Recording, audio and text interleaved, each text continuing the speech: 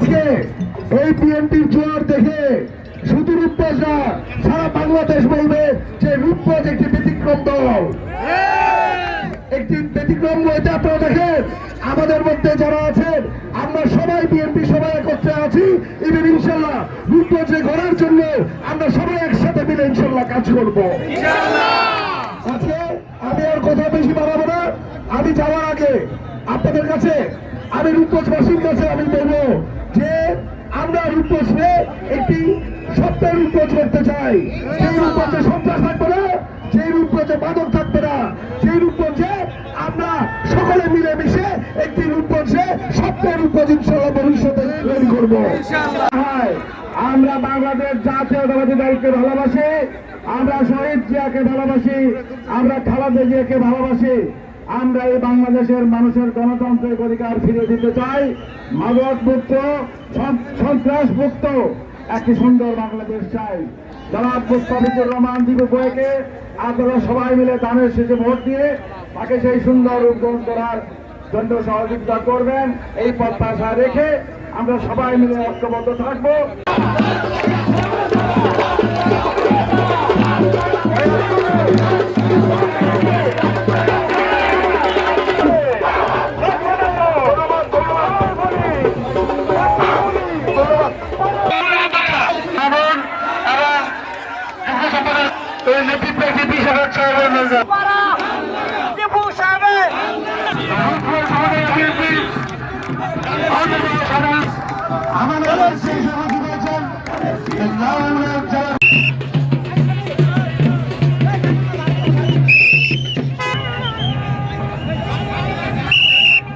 সাংগঠনিক সম্পাদক আরব ভাই,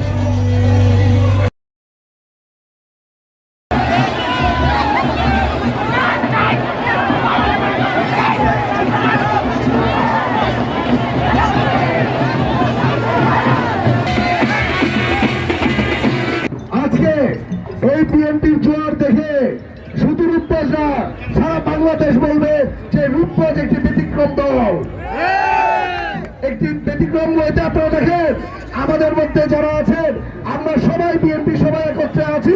ইভেন ইনশাল্লাহ রূপগঞ্জে গড়ার জন্য আমরা সবাই একসাথে মিলে ইনশাল্লাহ কাজ করবো। আজকে আমি আর কথা বেশি বাড়াবো না।